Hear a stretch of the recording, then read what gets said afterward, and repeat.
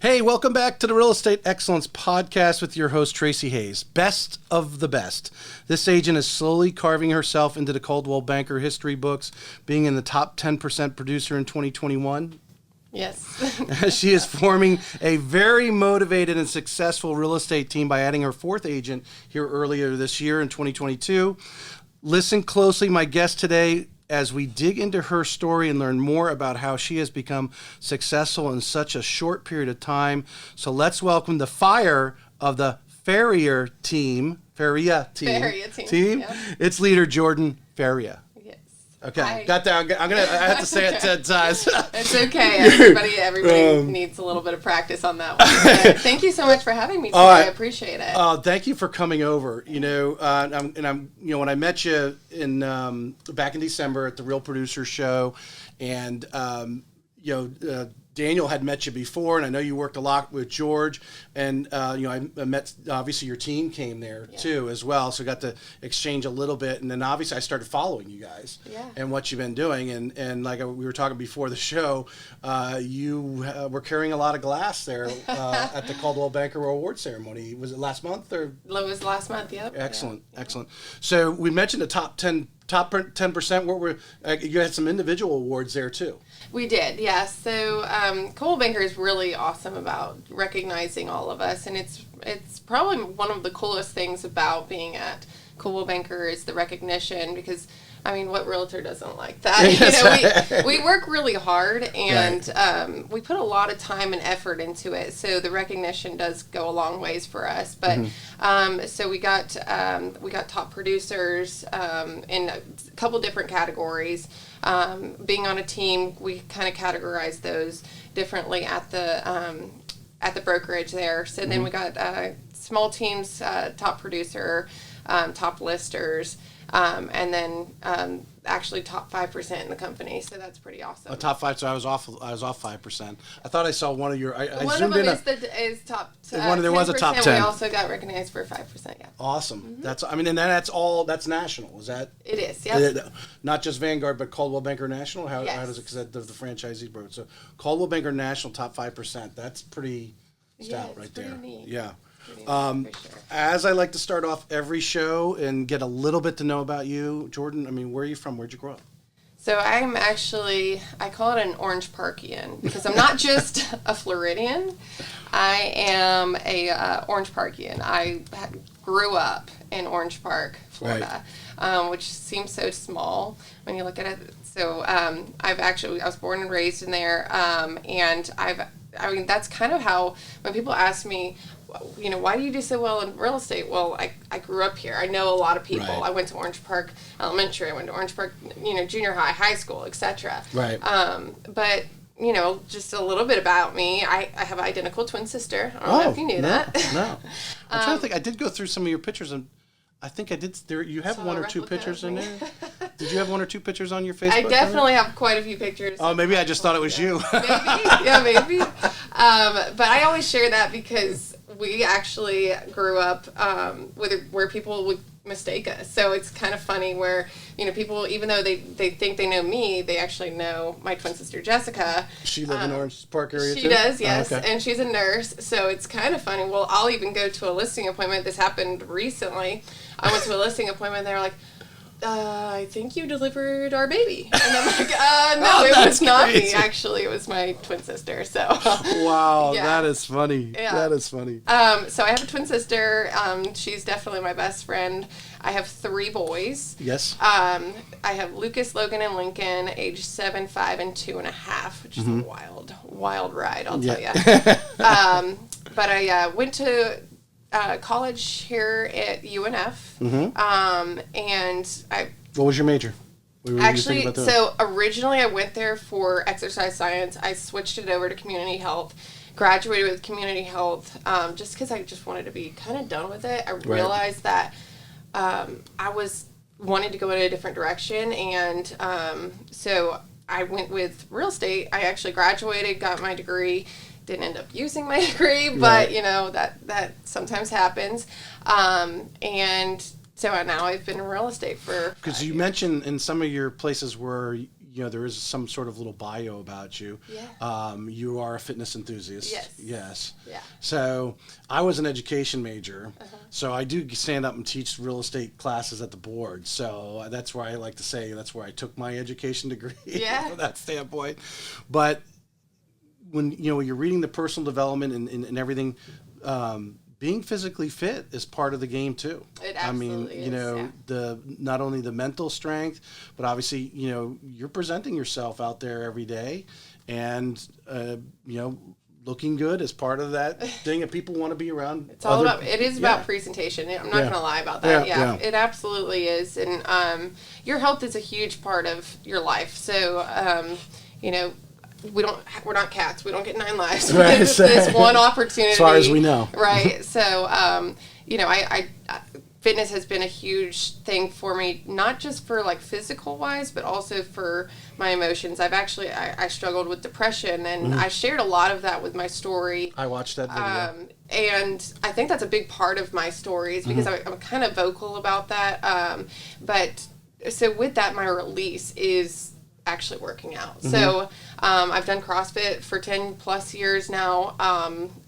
Right now it's been so crazy busy with work that I've had to find different outlooks. So I have 3 different gym memberships. I still have my CrossFit membership. I have the YMCA, and then I have Bailey's. So whatever part of town you're in. Exactly. And then I just purchased a Peloton. So yeah. Well, I heard David Heekin in his new office has a Peloton or 2 in there, from what I understand. So it's awesome, but it's a totally different workout for me. I wasn't even ready. I wasn't prepared for it. After doing all the CrossFit. Yeah, and you know what's crazy is I was talking to someone this weekend, like, after doing all of this different type of workouts my whole life, running, everything, every day almost, I get on a Peloton, and a week in, my knee's swollen. And I'm like, what is happening?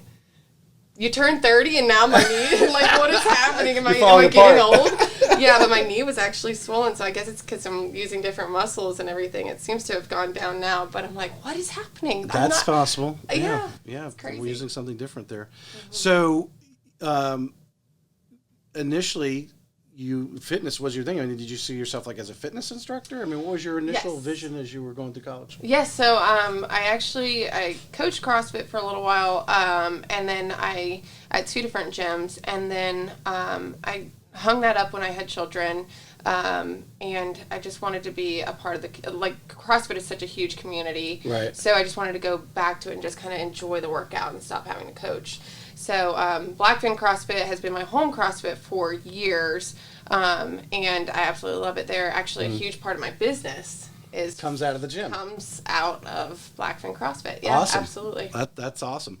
I'm going to circle back to the circles of influence in a little bit. So you had the children. You kind of took some time. I did. Where do you start getting the interest in real estate? Where does that come on? So I've always been into design, and my mom has been a huge part of that.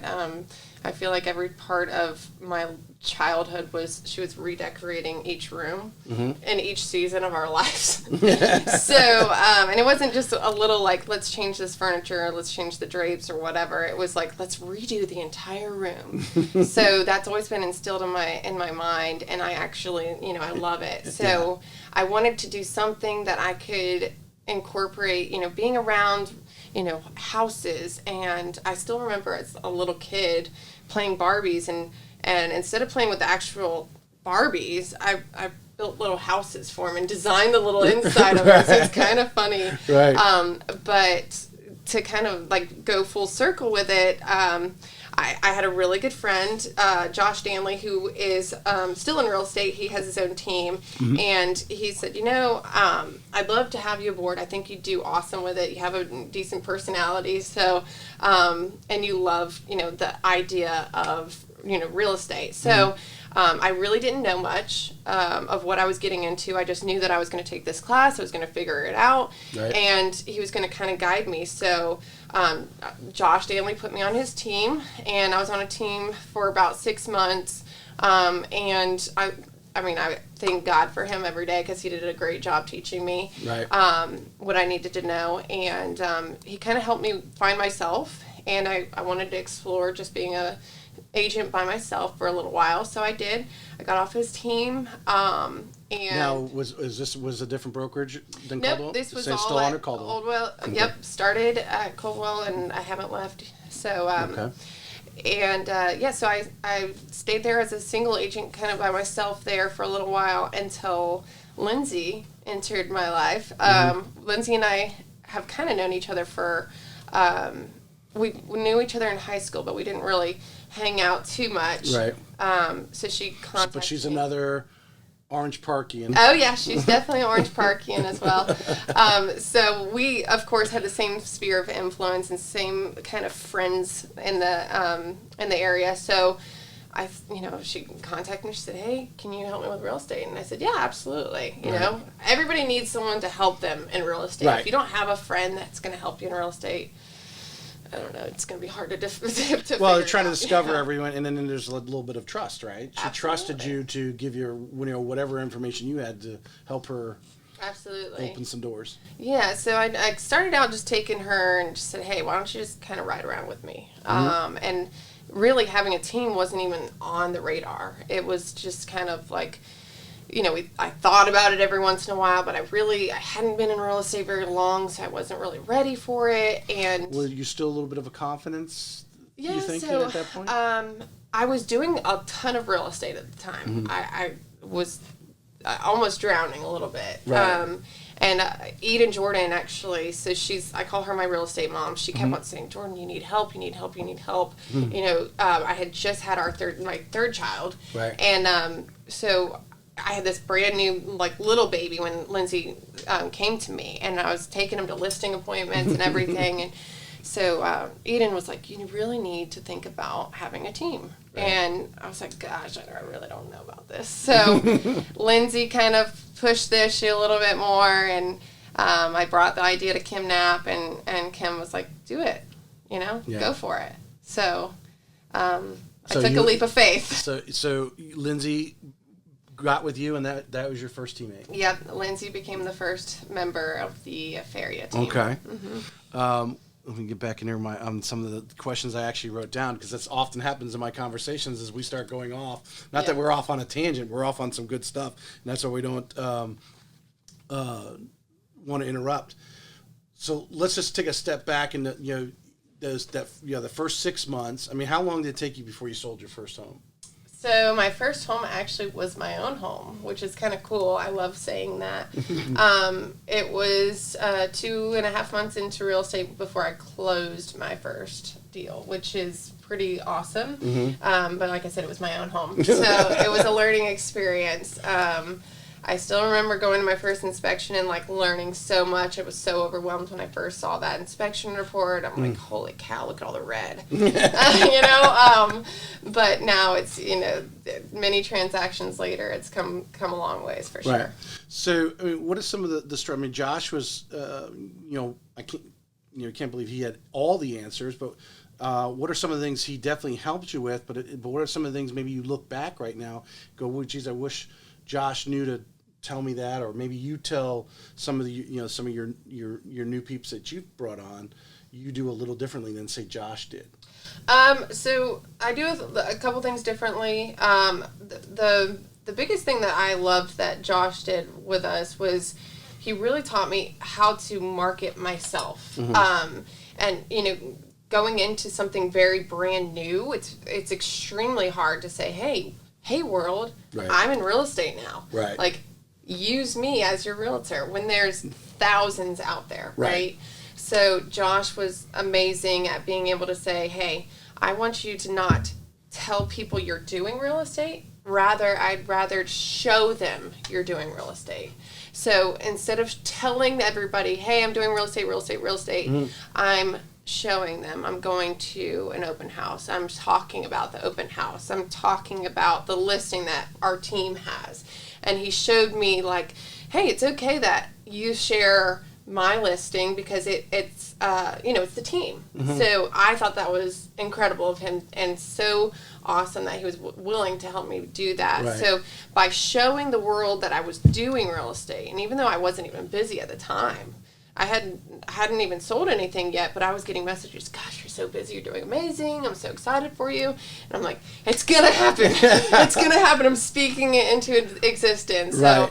So Josh was pretty awesome about that, but a little bit different. Now, were you using social media? What were you using? Oh yeah, at the time? absolutely. Yeah. Okay. So he was really big on just here's how you kind of show yourself doing these kind of things with real estate, and use these emojis, use this different terminology, capitalize this so it's like it's showing the world that you're trying to announce something. Right. So he really helped with the social media stuff. The bigger thing that I do a little bit differently is, I just I definitely do that. I tell the girls, use my listings, use, Lindsey's listings, share them all as your own, because that's a huge takeaway that I've had. That's the benefit of the team, right? Absolutely. If I'm listing my house, if I'm hiring the team, I want the team to be out there working for me. Right. Absolutely. So, the structure of mine is just a little bit different in the fact that, whenever I do marketing as a whole team. So everything that I do is going to have all four of us on there. I'm really big about that because recognition is a big part of it, like I said before, in real estate. And so I want to make sure that they are recognized for their good doings and for, our listings and making sure that they are getting everything that they can out of marketing and stuff. So I invest a lot of money into marketing, right? And different strategies and things like that. But, Well, talk about, because generally you're a business owner, so you've probably done some marketing that you would never do again. Yes. Because you're like, oh my God, I can't believe I just wasted all that money. Yeah. You've had those. Give us something that you did and you would not recommend to anyone. Without embarrassing yourself, because we've all done it. Let me think. I don't know if I have one that's terrible. Because the biggest thing that I really do is the marketing for each listing. So I guess here and there I've invested into something like a video thing that really wasn't even necessary. Like we went above and beyond, right. and it wasn't really necessary. But banners here and there and that kind of thing. But honestly, I really do feel like the things that I have benefited from have been really just marketing for the listings, and I do high dollar photos and photography, things like that. I'm very proud to say that I don't pay for leads. That's a big thing that I do different. Because I'm local, I have a huge following. Because the marketing you're doing, branding yourself, right? You can use that term, or branding your team. That's a long-term play that's going to continue to grow. The lead buy is, I guess the only thing that can grow out of a lead buy is maybe you meet somebody, you actually are able to do a transaction, and then maybe that person refers you later. Yeah. That would be the only, the long-term play off buying a lead is, hey, I'm going to get all these clients, but I'm going to have all these past clients I spent all these money on, and hopefully that one lead leads to 5 deals over the next 10 years or whatever. Yeah, definitely. Yeah. Versus the branding is a long-term, your name's out there every day, but you're local. Why would you buy leads if you're getting enough naturally, right, organically? And I have done the certain ones. They're not lead generation things, but where they'll say, hey, do you want to be a part of this group where we put your name out there into a magazine? That's probably the biggest waste of my money I've ever spent was Country Club magazine, where they kind of put a little ad in there. It's like, why did I do that? Who opens that magazine? But you're better with the social media, Instagram, Absolutely. Facebook than that. Of course, obviously, we know technology has basically put the magazine business out of business. For sure, for sure. For sure. So, yeah. for you, keeping yourself, we talked about, staying fit and so forth. That's a passion that you have. What do you do to stay sharp? Because you are, I think I saw you're 30, 31, 32, something in that I'm area. almost 31. Almost 31. Okay. So I'd imagine when you first started, I mean, as a lot of young agents look at it, you're looking at these people and say, you don't even own your house right now. Right. Type of thing, or, hey, you just got started. What have you done over, you're still very young, to keep yourself sharp? I mean, are you a podcast listener? Do you like going to events? What do you do to fill yourself with information, and positive information too? Absolutely. So one of the biggest benefits about being at Coldwell Banker is the trainings that we have there. So that's a huge thing that, I always try to take advantage of, is the trainings there. But being young, it is definitely hard. And it was more so hard when I first started, because that was always a comment. It was like, oh, you're so young. And I don't find that to be a negative thing. No, there's some young agents that are killing it, that are even much younger. Right. Well, relatively much younger than you. Right. Yeah. So as long as you know what you're talking about, yes, then do it, Right. But there is, it's a confidence thing. I'll tell you that. If you don't have the confidence in real estate, you're not going to make it. And that's a huge, huge thing. What are some things that you do to, because I imagine, as we all do, we all sometimes have that someone on our shoulder saying, "Oh, you can't do this. You're not going to get this deal. You're not going to get this listing or whatever." What do you do to shrug that and get that confidence? Is there some internal things that you go through? How do you motivate yourself and put the positive mindset in? So there's two things I'd say to that. One, well, the most obvious one is when I started a team, there was a lot of naysayers, because I was still really new to real estate. I was 2 years into real estate, so it was soon to have my own team. Right. And there was a lot of negativity. It wasn't so much of coming at me. It was, do you really think you're up for this? Do you think you can do it? Mm-hmm. Well, I'm here to say I did it. I'm doing it, so I'm proud of myself for doing it. But I also take it as a challenge. So when someone says that I can't do something, I'm gonna do it, and I'm gonna do it 1,000 times % better. And that's a common theme for those who've gone through a similar thing, whether it's real estate or anything else in life. When you have the naysayers coming at you, and at my age, I look back in, listening to your story, and I kind of feel sorry for some of the naysayers. We oftentimes, look at other people as competition, but what I found is, and you're the 56th episode, so roughly about 50 agents that I've talked to, all producing. Even the young ones that I, were early on and are just moving up very quickly to your level. They don't see the other agents as competition. I actually see them hanging out with each other, even when they're all with different brokers, especially the more senior agents that are all producing, and they're sitting in a room, and you got 4 of them sitting around a table, having lunch or whatever, and they don't see each other as competition, so they don't naysay each other. Now, they internally, they may say, I'm going to do more than so-and-so, type of thing, but they actually feed off of each other. Right.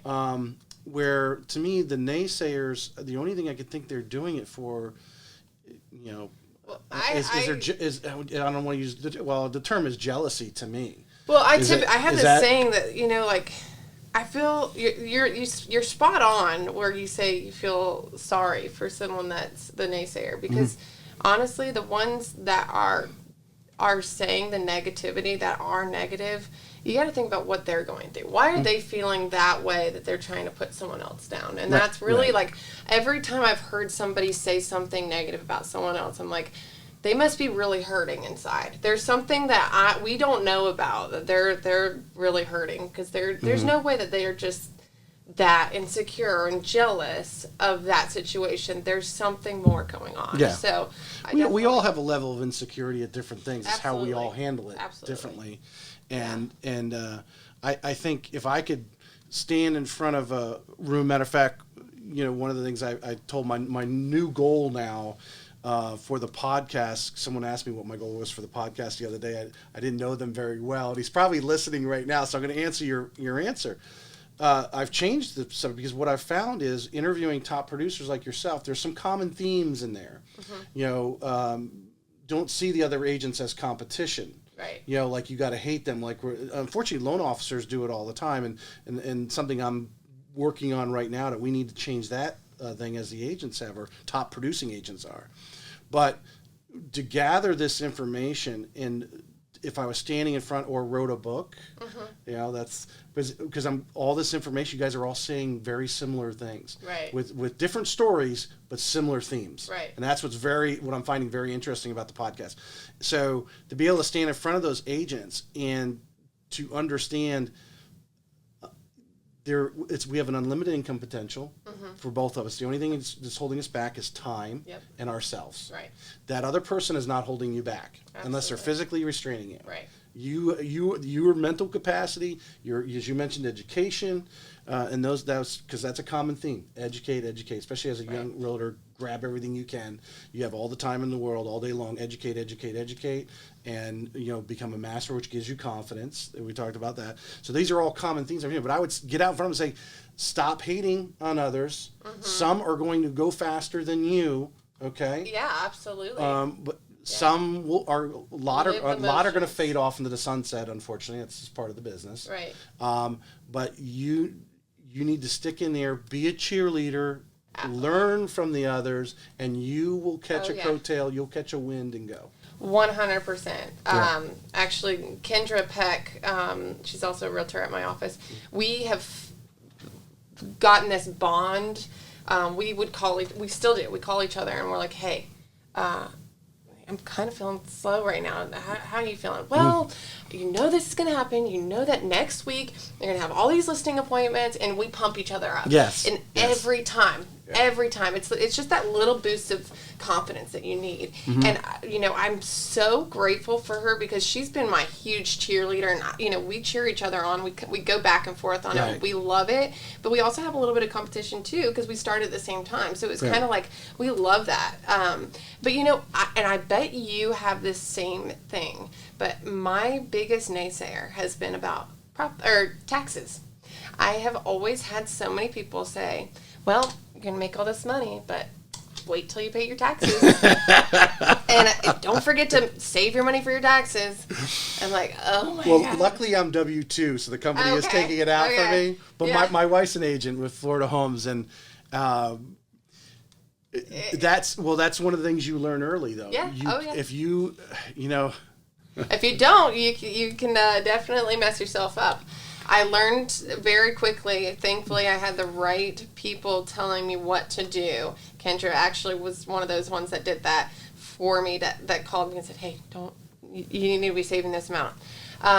So I'm very thankful for that. But actually, I had very close people to me that I never thought would say things like that to me. That was, it was just almost negative, just like they were jealous of your success. Right. It's like, okay, they're like, okay, more successful you are, the more taxes you generally will pay. Right.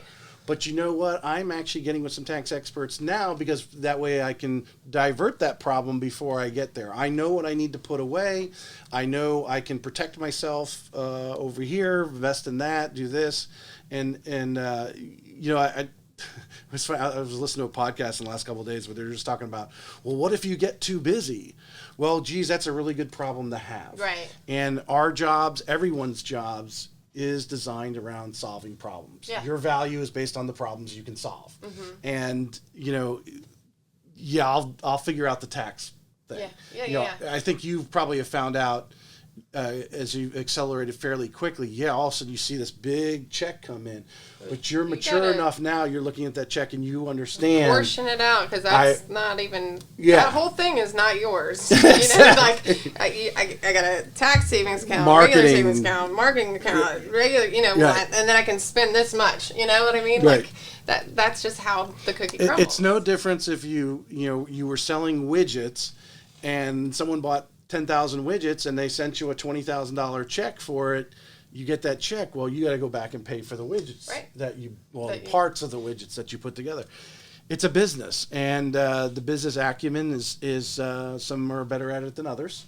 But I would say definitely, as I'm sure you've experienced, get with someone, learn what others have done, learn mistakes others have made, because there's plenty of mistakes out there. We learn from those and overcome that. But yeah, I agree with you. That is, I won't say who said it to my wife, but it was someone close, and it just showed how narrow-minded they were in that, and that's where I feel sorry for them, because I should have been a psychology major, and I'm like, why do they think that way? Yeah. Why are they making that statement? What information did they put in their head that they felt that they needed to say that to you, versus saying, hey, make sure you get with a good tax professional so you know how to, you don't want to get caught by the IRS in 3 years. In reality, though, the sad part is you're waiting for them to say something encouraging to you and be like, I'm so proud of you. You want them to say, because there's someone you trust and love, probably. I want you to say, I'm so proud of you for working so hard and going from the bottom up. Because you know what? The crazy thing is, when I started real estate, and the reason why I'm so successful, I feel like the true part of why my success is because how I struggled before I got here. I lived paycheck to paycheck. I didn't have the money. I borrowed the money to take my real estate class. I borrowed the money to hang my license. I borrowed it. I didn't even have the money to do it. Right. And when I say I was paycheck to paycheck, I was waking up every single morning and checking that account, and I'm did that check deposit yet? And I was writing down my debts. Okay, I'll just pay the minimum payment on this. Pay this on and because I lived like that, I know what it's like to struggle. And I say this for everybody that is struggling. Write that goal down. Pray about it every day, because I remember waking up every single night when I had a transaction, getting on my knees. I swear on this. I would wake up in the middle of the night. God would wake me up. I'd get on my knees next to my bed, and I would pray for my customers. I'd pray for the transaction. I'd pray for a house that I'm looking for that customer to come. And I would specifically pray for almost an hour. And I would get back in bed and I'd fall asleep and I'd still wake up rested. I'd be fine. Right. But it was those moments, and I still remember praying so hard. He was giving you rest. Right, yeah, absolutely. It wasn't the actual hour. It was, I remember waking up one morning and checking my bank account and just saying, God, I can't pray enough to know what it's like. Just give me the opportunity to know what it's like to wake up and not have to check my bank account and know that there's enough money there. Jordan, that's some pretty powerful stuff right there. Yeah. Make sure you note that down. That might be one of our little clips that we might do. That's pretty, because I think we've all heard that, there's many stories. Jim Carrey wrote the $1 million check to his dad, I think it was, right? And said, one day you'll be able to cash this check. Right. Sylvester Stallone, how many times has he told no? All the naysayers he had. And now, can you think of another movie franchise that's worth more than Sylvester Stallone in the Rocky series? Yeah. Maybe Star Wars. That's about it. Yeah. Those guys took the leap of faith, borrowed money, whatever it took, borrowed time somehow, and took that leap, and the rest is history. Yeah. And now, one day, I hope you make the money like Sylvester Stallone does. Yeah, that would be awesome. Yeah. That would be awesome. But what a difference in here. You're 30 years and so many months old right now. You think about, if we go back, because I've seen some of your Facebook pictures on there, and you look like any college student on some of those pictures and so forth, where you were then, and now, of course, you're telling me you were paycheck to paycheck, probably running in a negative a lot of times. It's just, when was that next check on a deposit that you wrote or whatever, to today. And what does that just change your entire mindset? Oh, yeah. Now, what are you thinking about versus what you were thinking about then? The cool part is I'm grateful for those days. I'm humbled, because those days that I struggled, and I don't know that I hated those moments, because honestly, some of those moments of my life were were some of my favorite times because, I was having children at that time, and I was able to stay at home with them a little bit more. I was spending a lot of time with them. Those moments are precious to me. But because of those moments, and because I've struggled like that before, I know that I can't let go of my faith, and I have to keep going. And when I take the time and I get caught up in the motions and I forget, and I don't pray like I normally do. I see it. Right. I do. And December is a perfect example. I kind of felt like I had strayed away from my normal where I was. And so I got out my prayer journal and I started writing down prayers. And if you saw my prayer journal for December, it's pretty full. Actually, I take that back, from November to December, it's just full. God, give me some listings, please. Right. Just, I need to know that everything's okay, because there's a question. What is this market going to look like? Right. And we are commission based, so we don't know. We don't know, and it's a scary thing. And I'm a single mom of 3. I'm the only income. Yeah. So there is no help, there's no support, nothing. It's all on me, and it's stressful. I won't lie to you. It's so stressful.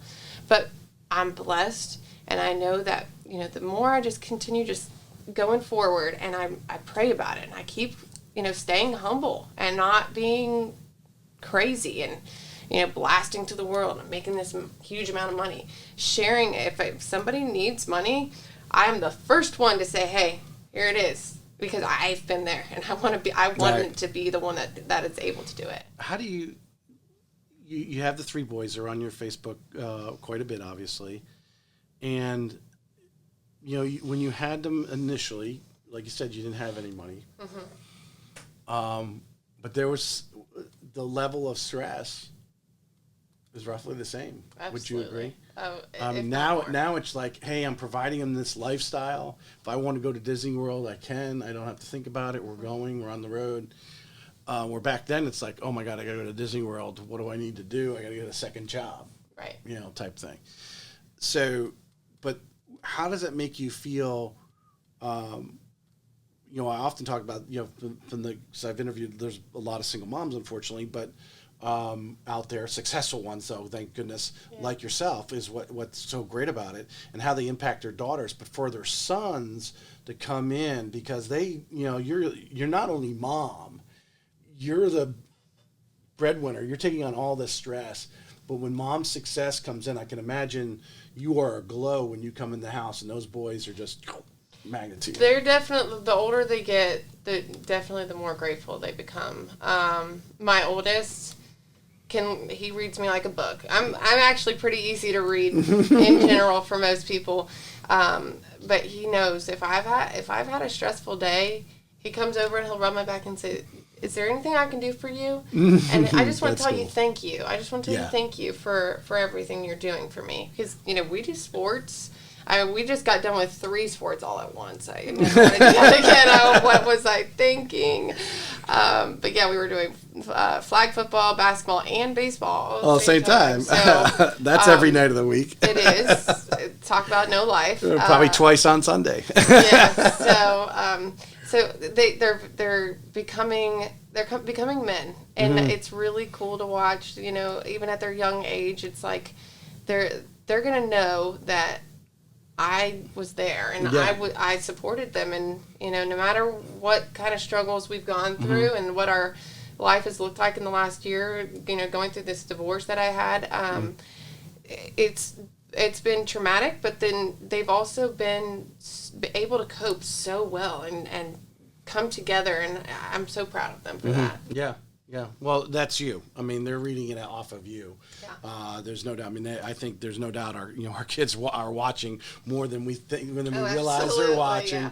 And when they look back, and maybe in a few years they listen to this podcast, or just and how you expressed your story, and they understand what it means, paycheck to paycheck, because they don't understand what that means right now, and how you took the leap of faith and dove in and writing a history book now. All right, so we're going to change up. Let's really dig in and try to put this next 15, 20 minutes into your business, your team. So if I saw the notes or saw whatever was on Facebook or whatever, where you posted 61 transactions, 43 million as your team, which obviously you were more than 50% of that personally, I think, if I saw the numbers correctly. Tell us about your teams. Lindsey was the first one. She's come on, and then Mehak. I want to pronounce her name right. I would call her just Miss Stevens. That would be easy for me. Mehak, And then you just added Kristin. Here recently, and of course Paige. It brings you all together as your assistant. So how? Tell us a little bit about each one of those and where they're at in their career, and what you're doing, as the team leader to bring them up. So Lindsey is very similar to me. She has a very similar background to me. And I know for a fact that the reason why she is successful is because of her struggles in life. You know, she'll tell you she grew up with a rough life, and it actually means a lot to me. The more that you've struggled, the better your life is going to be beyond whenever you are successful. I think that's a true statement. You made me think of something when you said that. I was away this past week, and I met one of my wife's cousins' father, who hopefully he may listen to this because he took my podcast information down. But he asked me, because I said something, and he's a minister, and I said something about, I just kept the faith. And he asked me specifically what I meant by that. And in our discussion, one of the things was, some people are like, I don't believe there's a God because he's thrown these obstacles in my way. But if you listen to some of the greatest people in our lives, or in the history, that you can go back and there's a lot of videos on YouTube, they'll tell you that it's the obstacles you have to look at that he's putting in your way, or we see as an obstacle, that he's trying to teach us something, right? How to overcome it, strengthen ourselves, whatever it may be, mentally, physically, whatever that challenge is, to overcome that obstacle. He's not giving us obstacles that are unachievable to overcome. Well, right? It's crazy because sometimes people say the words, and I've even said it multiple times myself, God will never give you more than you can handle. He does, though. He gives you more than you can handle on purpose, because he wants to show you that you need to lean on him. Right. And you can't do it all by yourself, right. And so these obstacles that you go through make you stronger in the end. And I feel like everyone needs to go through the ups and downs, the valleys and the mountains. You go down ups and downs, because that is what life is. Life is just a roller coaster. And let's be even more honest, real estate is a roller coaster. A roller coaster for listings and buyers and emotions and just all of the above. But you're so spot on that. It's the challenges that make you grow, and it gives you the stories that you're able to look back on and say, okay, I've been at this point, but I'm going to get to this point. And you, when you're in the valley and you're there and you're in the deep and the thick of it, it's hard to see through, and it's hard to look at that and be like, okay, I'm going to get through this. But you have two ways. One way, you're going to just crash and fail, and you're just going to give up, and you need to just sit there and wait for everybody else to make it better for you. And the other way is, you do the dang thing. You do it. You just do it because you have to do it, and that's what you have to do, and you grow. Right. And that's my motto. Is like, you do it. Like, go Nike, because that is exactly what it is. Yeah. It's like, do it. So how did Miss Stevens come in your? So Mehak, yes, Mehak Stevens. She came to us actually. We had a really cool investor that we worked with quite a bit, and it was her dad.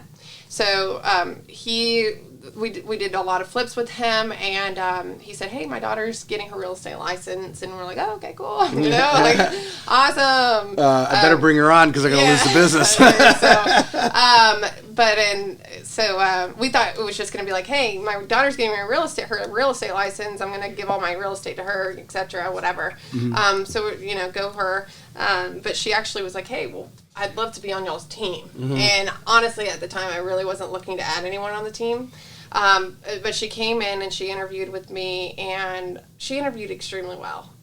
She sat down and she's like, I'm ambitious. I'm ready to do this. I'm ready to be independent. She just went through a divorce herself. So she was ready to do her own thing. And she didn't have any history with real estate except for the fact that her dad had done a lot of these flips. So, we took a leap of faith again, and we put her on our team. We took her under our wing, and she's been very successful. She's done an amazing amount of real estate this past year. She's already, actually, right now in her pending, she has almost what she did last year in the total, which is pretty crazy. Yeah.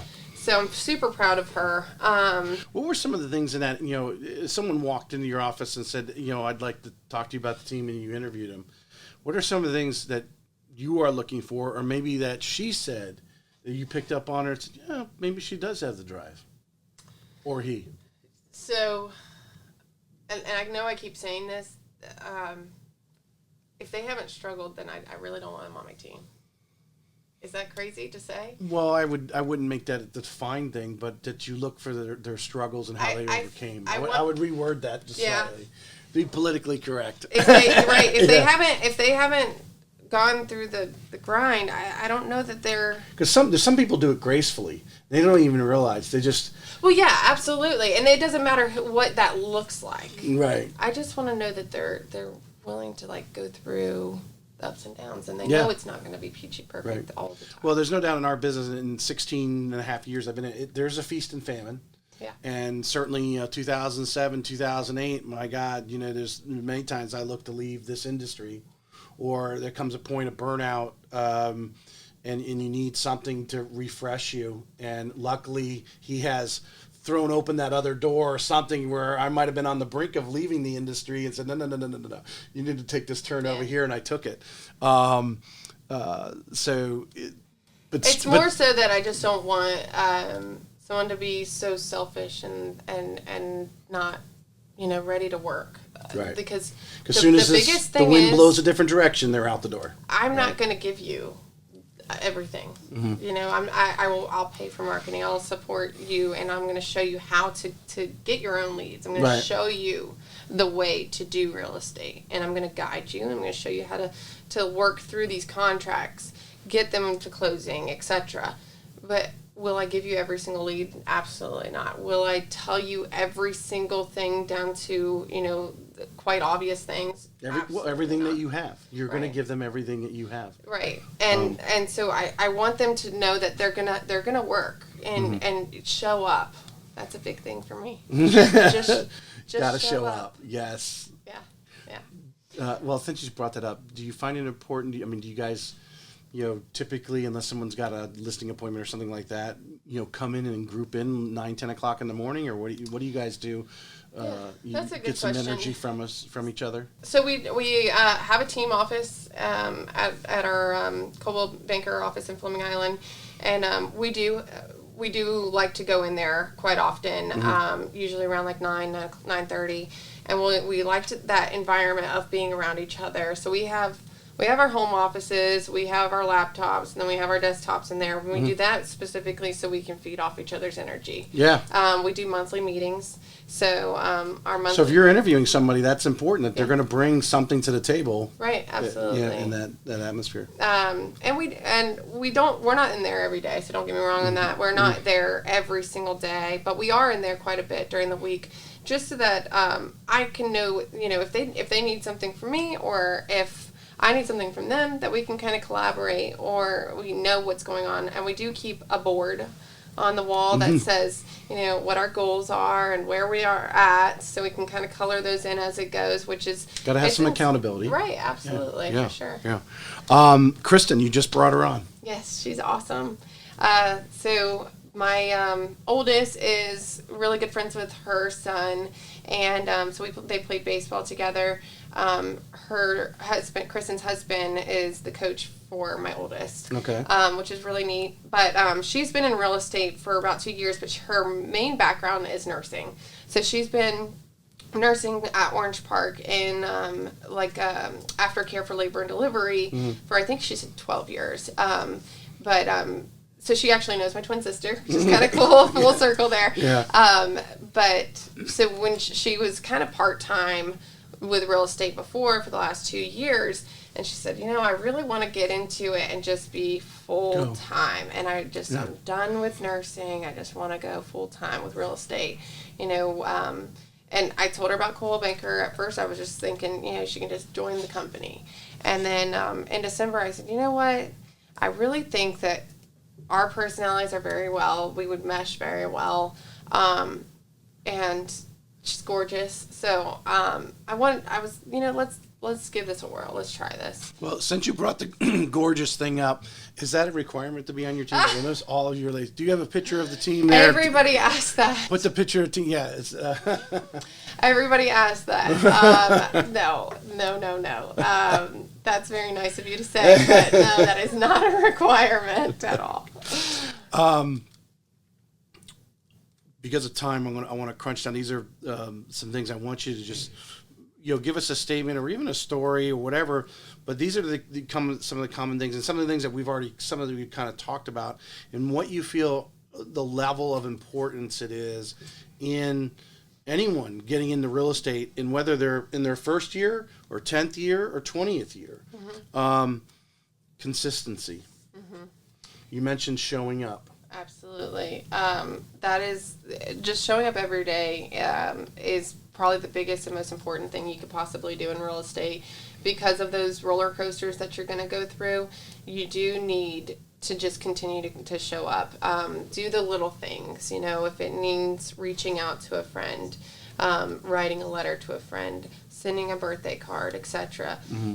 Be in people's faces. And that is so important. You can't expect to be successful in real estate if you're not posting on Facebook, if you're not even on someone's feed, because honestly, I hate to say it, but there's so many real estate agents out there, you will be forgotten about. Mm-hmm. And somebody else will be posting, and they will be in their face. And sometimes you just don't want to do it. You just, I just want to be by myself and just kind of suction off. And, mm-hmm. But realistically, if you're in someone's face and you know that you're doing the motions, and even if you're just doing this, going and showing a house that you might not have a buyer for, right? You might not have a seller for it.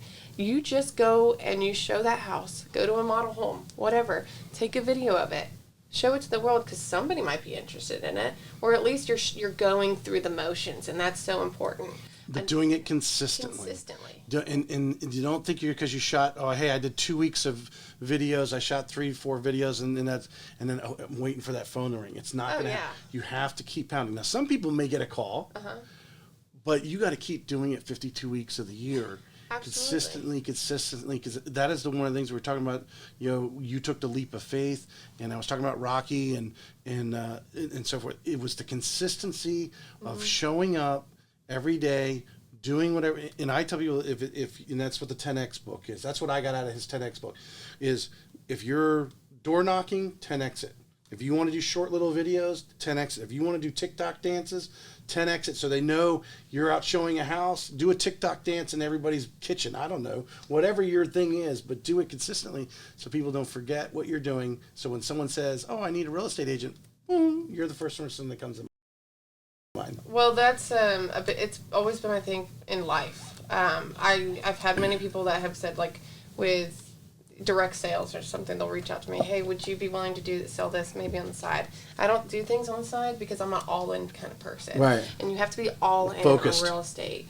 And when I did Abacare, which was direct sales, I was all in. And people would say, how are you so successful? And I'm like, because I'm doing it consistently. Mm-hmm. And people can see that. And if they don't see consistency, they think you're a flake. Right. They don't want that when you're selling real estate. But stick with it. There's a lot of things that will work, but you got to stick with it. Now, that flips me over to something, and I said we were going to circle back later because you're an orange Parkian. Relationships. Uh-huh. How important is, I think some people might, the word that comes to my mind, your reputation. I mean, you were born and raised there. Mm-hmm. In just the relationships that you've created and have, nurtured over the years. How important is that? Right. Oh, it's 100% so important. There's a big fine line between being able to grow a business based off of relationships and growing a business based off of customers. A customer should be, in my eyes, becoming a part of your family or a friend. And that's what I love to do is I build these bonds with all my customers. And I hate even calling them customers because they really are just true friends to me. Right. But the relationships that are around me, that, by being around them and social events, so always show up. If you say you're going to be somewhere, just show up.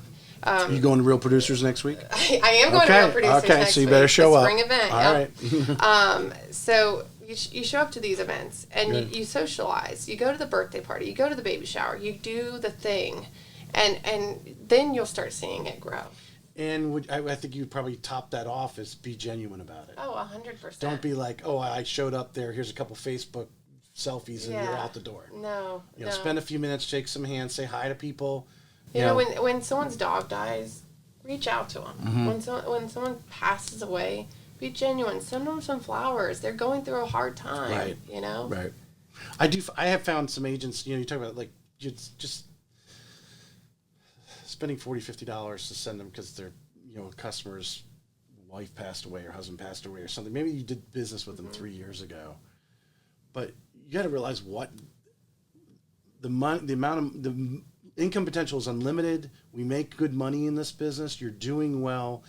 That you don't know that $40, $50. Yeah, you could have spent it on some stupid marketing thing, but that reach out right there could be worth tens more deals because you reached out and tell them that you're thinking about them. Absolutely. And $40, $50 is cheap when it comes to that. It really is. Yeah. And my team does pop buys. We do pop buys typically in different seasons. So, we just did one for Valentine's Day. We're going to do another one for March. Or we did another one, we did another one for March for St. Patrick's Day. We did we do one during the summer, and we just kind of pop by, and that costs us like $12 per person. It's not much, but we do them, and we just make those personal touches, and it's crazy. Thank you for the referral last month or whatever it is. Or just saying hi and keeping in contact with them, because I can't even tell you that little $12, they'll reach back out to me like, gosh, thank you so much for thinking of me. And I love it. I think that it's awesome. I want them to know how much I appreciate them, because I truly do. I wouldn't have a business without them, Surrounding yourself by other, it doesn't even have to be really successful agents, but just successful people. How important is that? Oh, gosh. Well, I wouldn't have been where I am today without it. The people at my office are just incredible. Just this last year, with the heartache that I had this past year, I wouldn't have made it through without them. And whenever I have a difficult transaction, I've had some rough ones this last year too. And to go through those without someone to be able to point in the right direction, I can't even imagine it. Josh was my right hand man at first. Right. I highly recommend, if you don't have one yet, have someone that you can turn to and say, hey, I need to run this past you. Is this the right scenario? Am I making the right move by telling them this way? Or should I tell them this way? Am I disclosing all the facts? All of these things. And you have confidence that they're giving you, because they're successful. They probably have experienced it or can at least break it down. Here are your options. Yeah. But just, one thing I found at the event, the Real Producers event, when you're in a room with a lot of successful people like that, everyone in that room, even some of the sponsors, they're there because they understand who's in the room. Right. Yeah, we want to be around successful agents because that's what loan officers do. Right. But you look at Jason Kindler or Scott from Atlantic Trust Mortgage and so forth. These guys are running really good businesses. The energy that you feel from them, and then when you're talking like the things we're talking about, I see eye to eye with you and I. Someone there's people I don't think less. They just haven't reached the maturity level. I'm going to use Right. that term, maturity, to understand the deepness of what we're talking about Right. here and the struggles you had and how you learned from that. Right. That's maturity. That's an too- energy of success right there. And two, you got to think about it. These are the people that you're going to be working with. Yeah. You know, Mhm. like make some friends with them. Yeah. That's why I love real producers. Is there's people that you'll see that you never see them in face to face because we're on the transactions. You just Right. Phone back and call, forth, email, but yeah, or- yeah. exactly. You might see them at the closing table, but Right. right now it's pre-signs. So we don't even see them there. Right. So the real producer thing is pretty awesome because I love being able to see them, see the people that we're working with, seeing the lenders, and being able to make connections. It's really a big thing for me. All right. I'm going to find as my 2-minute warning questions. We're going to wind it up here. Okay. What is more important, who you know or what you know? Well, I think it's what you know. You think so? I don't Did you know anything when you went and saw Josh? Oh, actually, I'm going to challenge you on that thought. I think I changed my statement. Yeah. I definitely changed my statement. You're right. It is who you know because they can teach you. Yeah. Right. You're right. Yeah. I do. Well, I agree yeah, with that. if you're open for it, and that's why to make that connection. I think so many people are afraid to ask for help Yeah. when there's so many successful people that oftentimes are, they say success, you're lonely at the top. Yeah, because people are afraid to ask them questions. Oh yeah. Just they want to tell you. Right. Listen, I'm sure you would sit down and have an hour chat with anyone, and when you because you want to share what you've done. You want them to be successful. Mm-hmm. What's on your travel bucket list? What are you and the kids going to do? So this summer, I've already actually booked it. The last day of school, we're going to Disney. Okay. And we're going to stay there through the weekend. I can't really do Disney longer than just a weekend. I know. Let's be real I hear. here. So I'm taking My wife is bell to bell. She's got to be there at opening, and she stays till the fireworks. Oh, really? Oh, Gosh, God, I hate that. can't do it. Well, maybe it's because my kids are so young. Yeah. But we're going to do that, and included in that, we're going to kind of park hop a little bit. So we're going to go to Magic Kingdom, of course, and then we're going to go to Blizzard Beach, do that whole thing, which will be fun. Sure. But I really, I think towards the end of the summer, I would really like to go to like Hilton Head. I grew up going to Hilton Head. Mm-hmm. I thought that would be really fun to just be able to take my kids there Mm-hmm. and enjoy the peace. It's actually really peaceful there. Yes. Have you ever been? Yeah. No, I went to the Citadel Military College of South Carolina, Mm-hmm. and the Hilton Head and the Beaufort area. Yeah, I mean, Hilton Head's not. You're not going there for roller coasters. Right, You know no. what I'm saying? No, there's not that. It's you go Just there if you want to go relaxation. peaceful, walk. Yeah. Go to the. You just Yeah, I love it. for sure. Here's my only loan officer question. This is Okay. for all my loan officers that might be watching and team. When you I'm sure have a preferred lender that you're using and so forth. What is the most important thing as a real estate agent that you're looking for in that relationship? And lowest rates is it? Okay, thank you. I was gonna say if you said lowest rates, I'm gonna kick you out. Oh God. Communication. Communication. If you don't have communication skills, pick up the phone. Yeah. I can't Answer say the that phone. enough. Yeah, just Answer pick up the phone for pick up crying the out loud. phone for us, please. I mean, it might be just a simple question. It's just and being able to just confidently say, "Hey, I'm gonna send over my customer's their contact information, and they're gonna reach out to them." That's a big thing for Yes. me. That's the first question I ask is, all right, do you want me to call them right now or do you want me to wait? What do you want me to do? And 2 out of 3 times actually said, no, go ahead and call them right now. Yeah, absolutely. Or if I know that I gave them, the lender's contact information, I know that they're going to answer. Mm-hmm. And even, I don't know if you do or not, but work on the weekends. Sometimes it's just in this market, we need just a quick pre-approval. Hey, can you shoot that over Yeah, to us? So yeah. I know that's a lot. Well, in the loan officer world, they're trying to train us like on Thursday to reach out to you and say, who are you working with this weekend? Let's get it done now. But I do know if you're calling me on Saturday afternoon at 4 o'clock, there's you're not calling me for social hour. You're calling me because hopefully you're going to get a deal, which means money for both of us, type of thing. So for sure, yeah, you gotta if you want to grow your business, somebody has to be answering the phone on the weekend. Yeah, absolutely. If you're growing and you've got a team, somebody needs to be answering that. But Jordan, I appreciate you coming on. Thank you so much for having me. It was fun. It was a great conversation. I truly enjoyed it. I definitely did as well. Thank you. Please like and share.